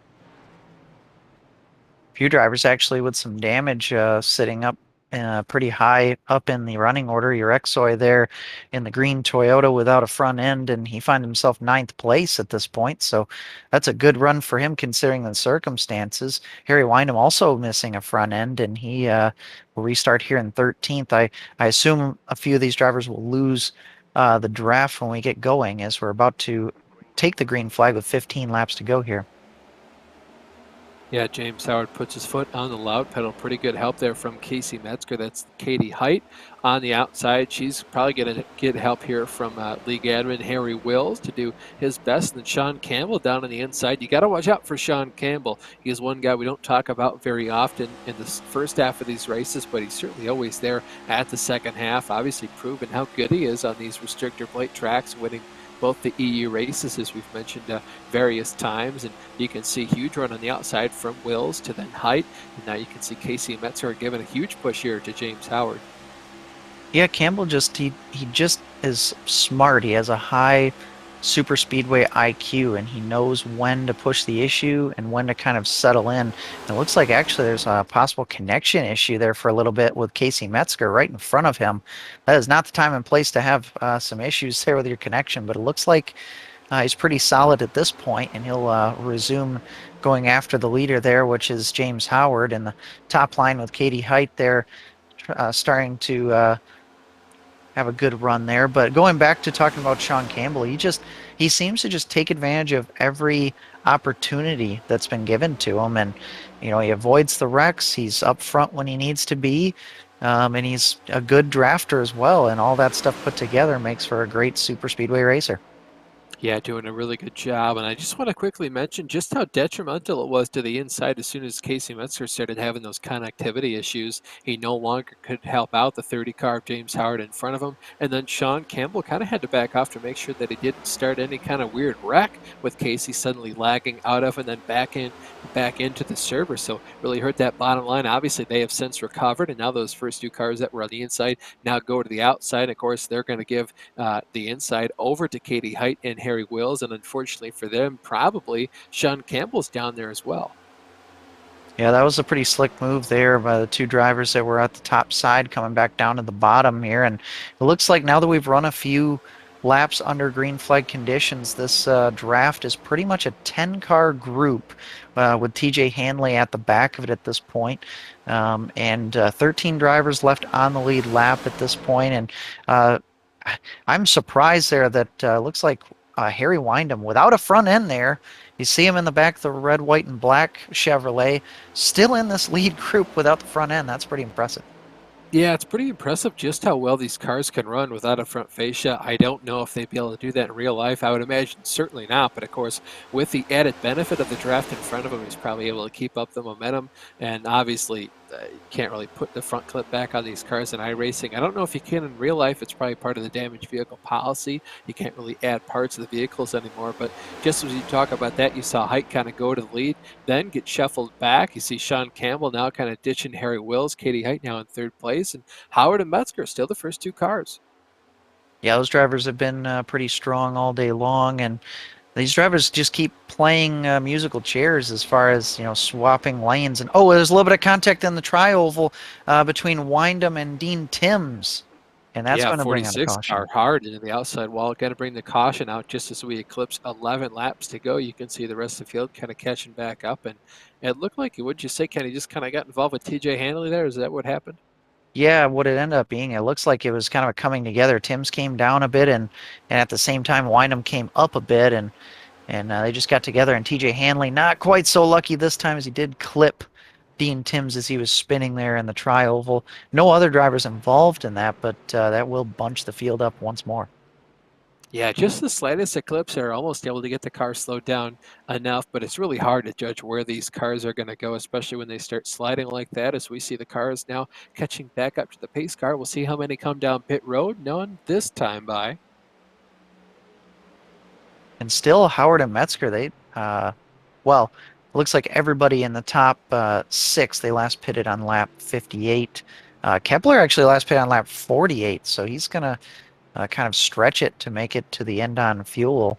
Obviously, we've had some some caution laps, which are going to help his fuel mileage, but he's got the oldest stuff out there. If anybody else that pitted after him did take tires, but again, we have 13 cars on the lead lap. There's a look at some of the pit strategies. A lot of these drivers up towards the front pitted it all at the same time. Again, Delano there, he kind of skipped one run there and pitted down lap 58.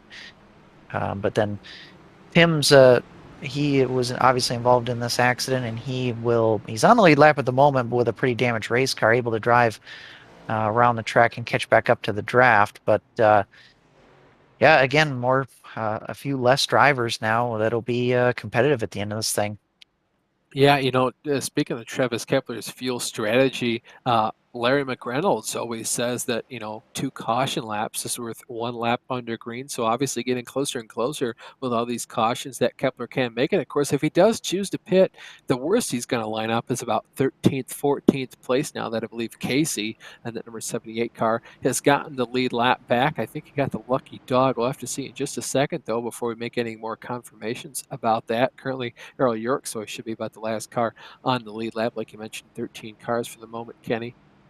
Yep, and it looks like TJ Hanley has come down pit road to take some damage repair, and I think he had already taken his fast repair because his back end doesn't have any damage on it anymore when he came in. So he's going to take some tire service there, 4 fresh tires, and he's going to just do some manual damage repair. I think he'll be okay. It'd be interesting to see if he has any engine damage because obviously you want to have full RPM here at this place at Daytona, but if he can just stay on the lead lap, I mean, at this point, it might spell at least a top 10 finish for him. And with him being relatively new on iRacing, I'm sure he would be happy with that.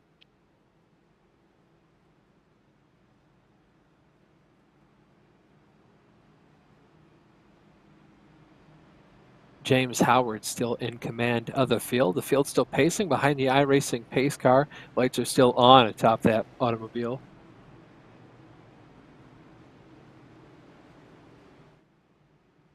And this will be interesting here. We'll have less than 10 laps to go when we go green. And um, the aggression level is obviously picked up throughout this race.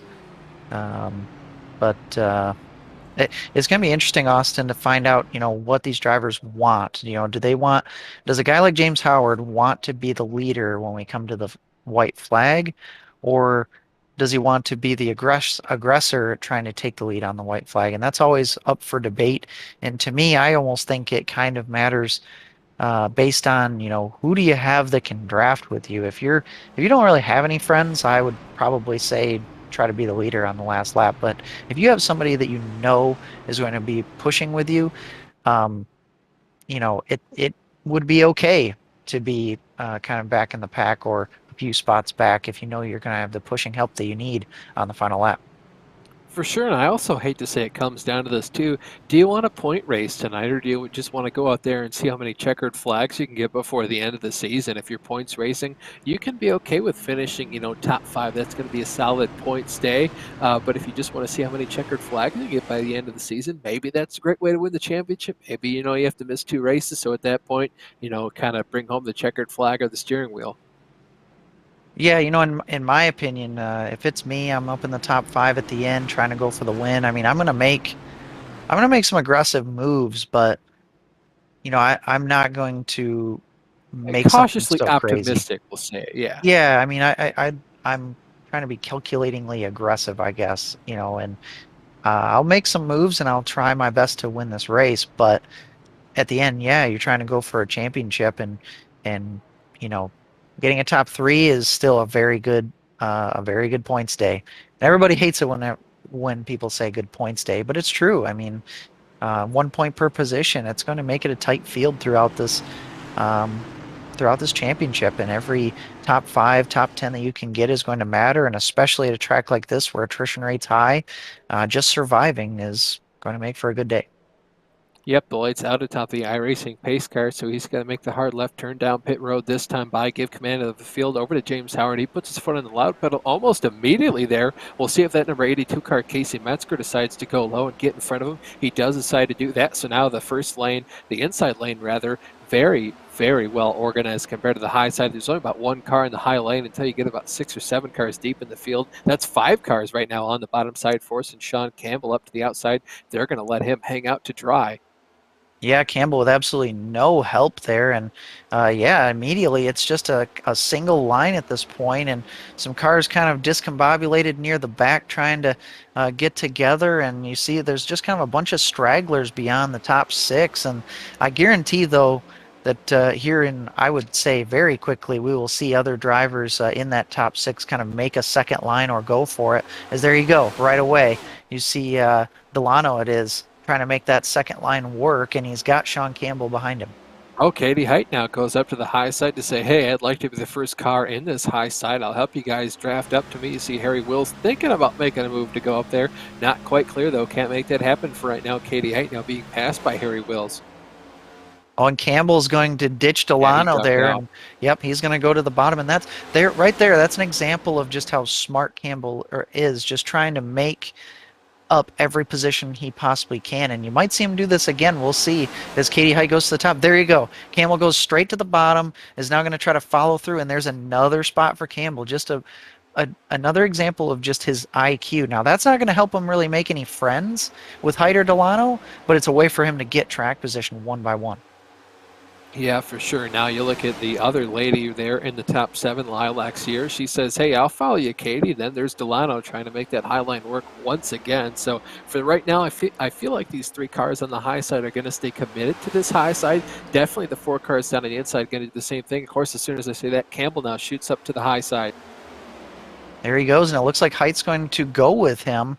So now there's 4 cars in this upper lane. They actually have more cars in their line than the lower line, and Campbell's now the control car. So just like that, you know, he kind of made some moves there to get to a position where he could now lead this line, and this is exactly what he wants. And hopefully they have enough numbers in their draft to actually push up to the front. As you see a possible move there, and Campbell's going to shoot the middle here with a push from Height, and that's totally going to mess around with the order here, as Metzger is going to drop to the back of this group.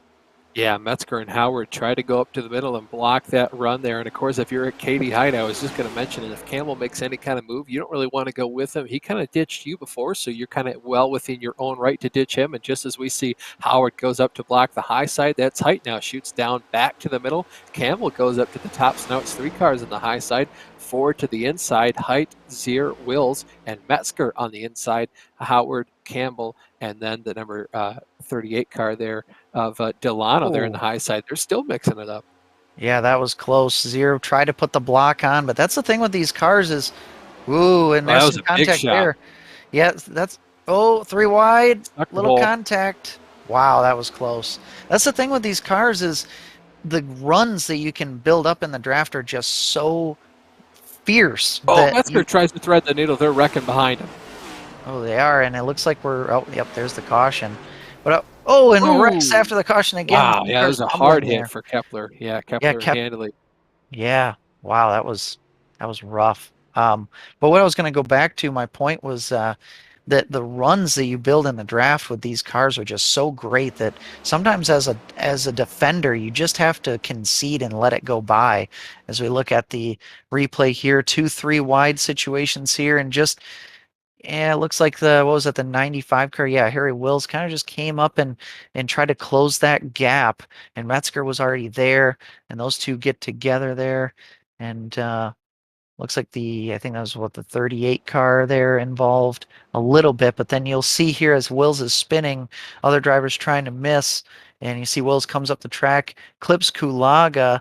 Kulaga might be able to continue as long as he didn't hit the inside wall, but all 3 of these drivers hitting Harry Wills.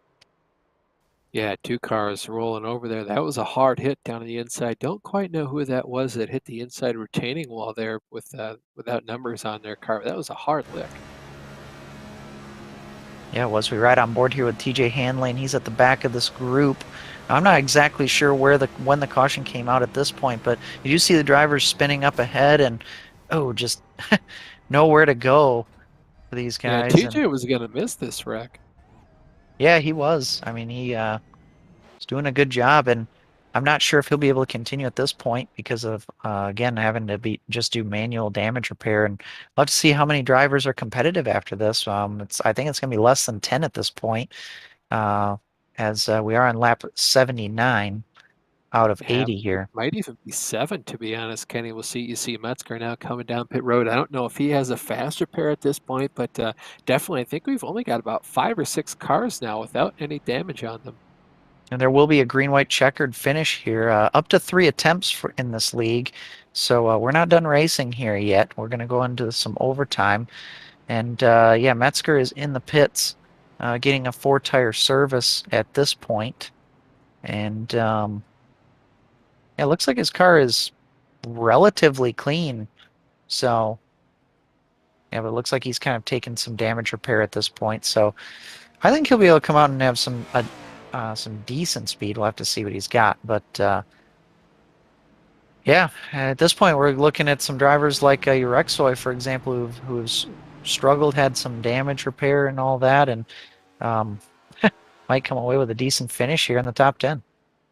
Yeah, for sure. For those of you at home that don't quite know what a green-white checkered is or what NASCAR overtime is, NASCAR overtime is basically what they call a green-white checkered at the end of the race. It's basically extending the scheduled race distance to make sure that the race finishes under green flag conditions. Of course, in real NASCAR, those go as many times as they need to. Of course, here in the sim racing world, we kind of have a finite amount of time we can go on because we all have lives to get to. At the end of the day, sim racing doesn't really pay the bills unless you, of course, own iRacing or something like that. So we do have to get around to other things. Basically, when the caution is over, we'll have a green flag that restarts the race. Then the white flag after that, of course, signals 1 lap to go. And then the checkered flag. If the caution comes out before we get the white flag, we're going to re-rack them, restack them, go for another green-white checkered finish. And of course, if the white flag flies and the next flag ends the race, if it's a caution, they keep racing. If it's a checkered flag, the race is over regardless. We'll have 3 attempts of those, right, Kenny?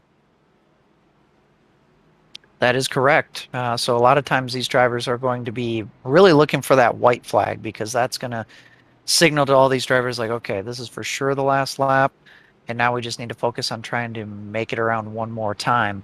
That on a green white checker, that first lap on the restart is always kind of wishy-washy because um, you can always have another restart coming, but obviously these drivers are going to be focusing on trying to get the best restart they possibly can. And really lately the two biggest players, I think the storyline of this restart is going to be kind of a battle between Height and Zier versus Campbell and Howard. Those four and those pairs specifically have been very fast.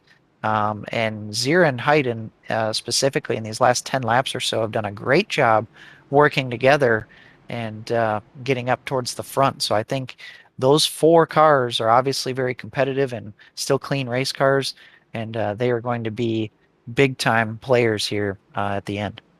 Yeah, I definitely agree with you there, Kenny. I feel like the win is going to come out of those first 4 drivers. I feel like more so the inside line than the outside. I feel like those two ladies have kind of stuck together the whole night. We've seen how often Campbell kind of ditches out from behind other cars, so I don't know how well he's going to do. And of course, the inside Height is going to lead them, I believe. She'll be the control car, so she gets to decide when we start the race, and she can always be in communication with that number 89 car behind her of, hey, we're going to start going now, give me a push, and we'll just get on going. Yeah, it's looking like there's about 6 cars up here without damage as Kulaga and Delano there in the third row.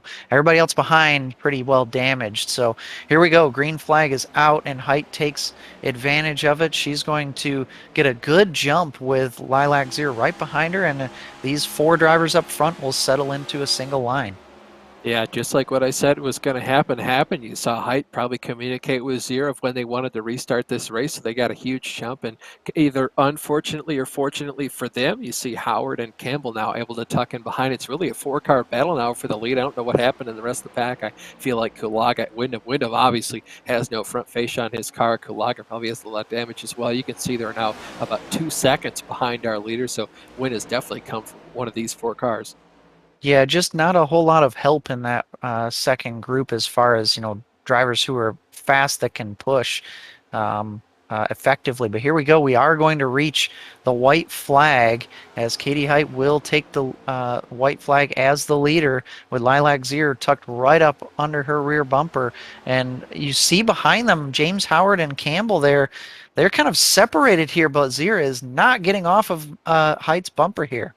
Yeah, I feel like all this is doing is kind of allowing those two cars in the back to kind of catch up. I feel like they tried to time this. Obviously, they didn't time it too well. They're going to have one more shot here going down the backstretch out of turns 3 and 4 to see if they can kind of use that run they're going to get from behind them in the draft. The two cars on the inside now going down to the bottom. You can see Height and Zier to the outside. Height now thinking about blocking, tries to come down in front of Howard, not quite able to make it work. She does. Oh, they're sliding all over the place. Height barrel rolling through the air. Zier is going to survive and she will win. She's the only driver of that group that lived to see the caution there, or the checkered, and she will win. And it looks like drivers that were in that second group will end up being second and third. Eric Kulaga and Jonathan Havey, second and third. Wow, what a finish.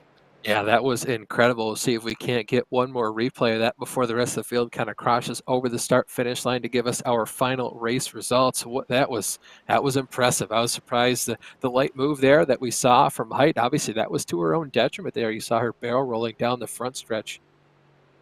Yeah, looking on that last lap down the backstretch, it looked like Howard was going to get quite a good run down into turn 3, and it was all going to come down to Katie Height and Lilac Zier kind of timing that block to stop that run, and it just kind of didn't work out right. And you can't blame James Howard for going for it and keeping his foot in the gas, trying to take that win, and it just didn't really work out for him. I mean, in that position, you kind of have to have that confidence about you to say that, if they came down to block me, they're obviously clear, and he's going to hear outside regardless because, Zier was out there as well. So in his opinion, he doesn't really need to check up. He's going to keep his foot. You can see Lilac now celebrating Dale Earnhardt style. Ask Michael Waltrip down in the infield. Well, and also, Howard's also has a driver right behind him pushing him, and Sean Campbell. So, it's not like he can just let off the gas that easily and stop his run, because obviously he's going to be pushed on the last lap of this race. But great finish there for Lilac Zier. As Austin, we can look at the finishing order here. Yeah, for sure. Lilac Zier, our big winner here tonight in Daytona. Eric Kulaga comes home in second with Jonathan Havey rounding out the podium. Henry Windham finishes in fourth. James Howard rounds out the top 5. John Casey comes home in sixth with Sean Campbell in 7th place. Justin Delano comes home in 8th position with Errol Yorksoy and Katie Height rounding out your top 10.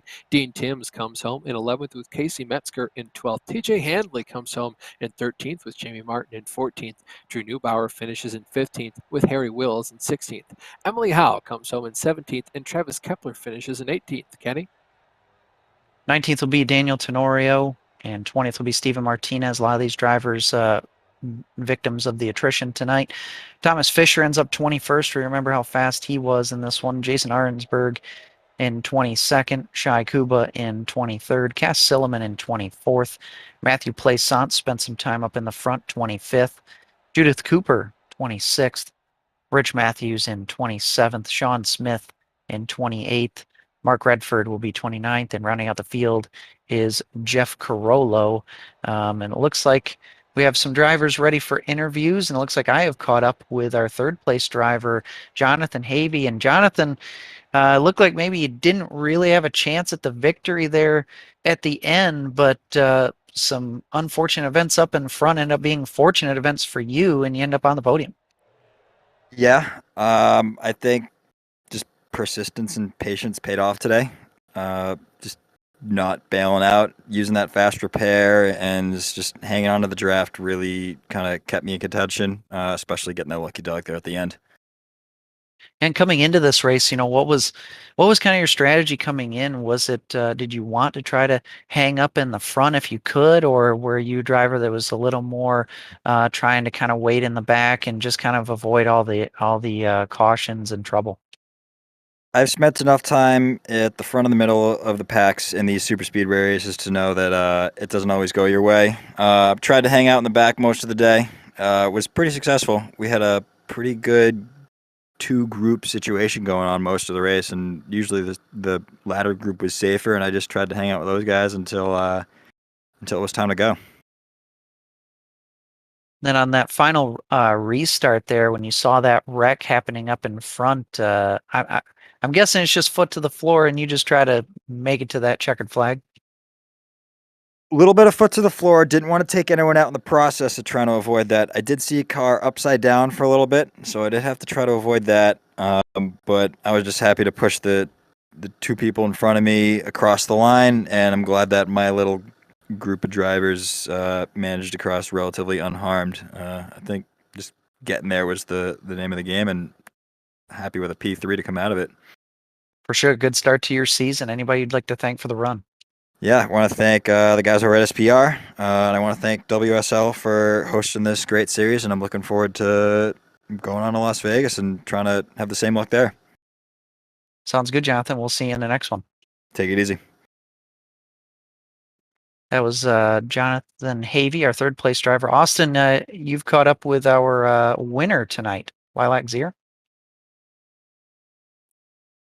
I have, yeah. Hey, Lilac, how's it going? Obviously, great win tonight. Hey, hi. Yeah, it was pretty fun. Pretty wild though. Yeah, well, you got out there in the late part of the race, obviously pushing Katie. It seemed like you were kind of committed to her rear bumper there in the final stages of the race. So good for you guys to stick together and talk me through that kind of wild wreck there coming out of turn 4. Yeah, well, so we were lined up on the restart and we got a really good push, and then we went high just so we could get the side draft on them if they got a run on us, because the outside lane side draft's a little better than the inside lane. But then, Kate tried to block, and that's how it goes sometimes. It was nothing you could do at that point. I just held the throttle down, and a car went over my roof, and I emerged on the other side. For sure. And no, obviously you're leaving tonight with the most points out of anyone. Are you kind of looking forward to the rest of the season? Kind of got some good more tracks in the pipeline for you? Yeah, I'm interested to see how the rest of the tracks will go. I have not driven the next gen car at too many of those tracks, so it'll be a learning experience. But I know our team will make a good setup, so it should be fun. For sure. Is there anyone you want to thank before we let you go, Lilac?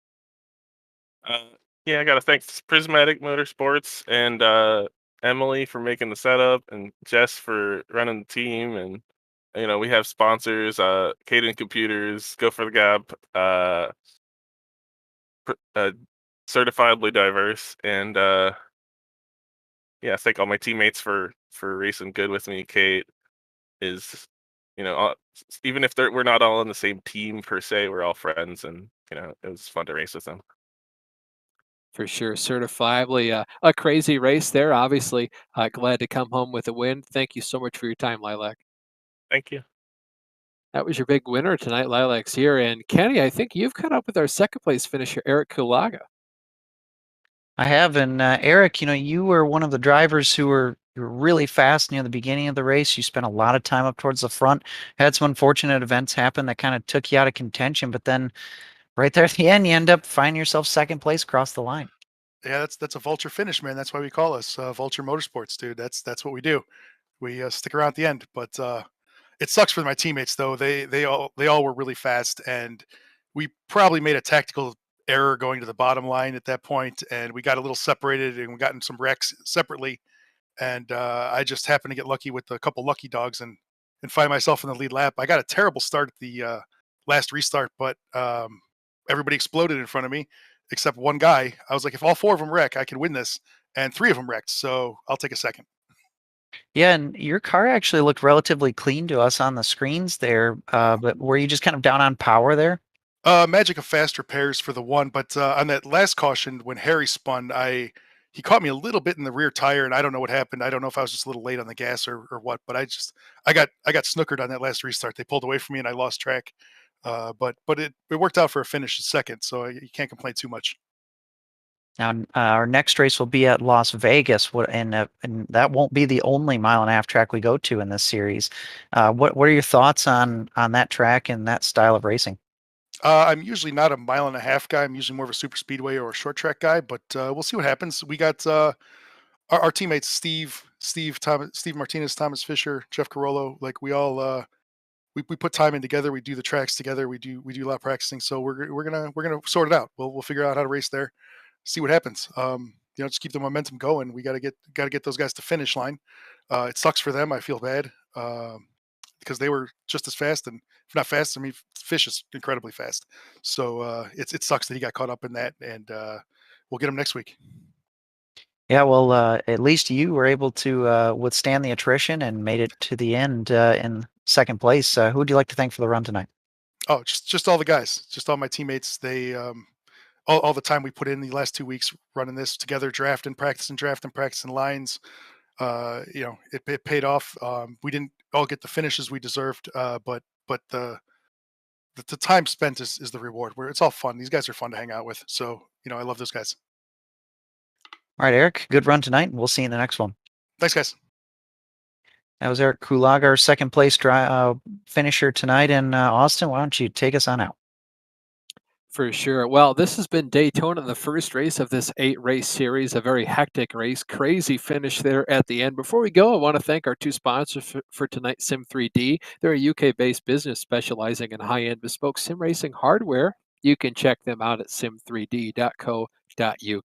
Our second one, Go for the Gap. It's a brand of Cami Sturt. She's a young British artist who creates some incredible motorsport-themed prints over on her Etsy page, so check her out. I'm Austin Belke. Alongside me in the booth was Kenny Kibbe. The man doing all the technical directing bits was David Christie. This has been production of the American Sim Racing League World Series Leagues. Thank you so much for watching. Good night.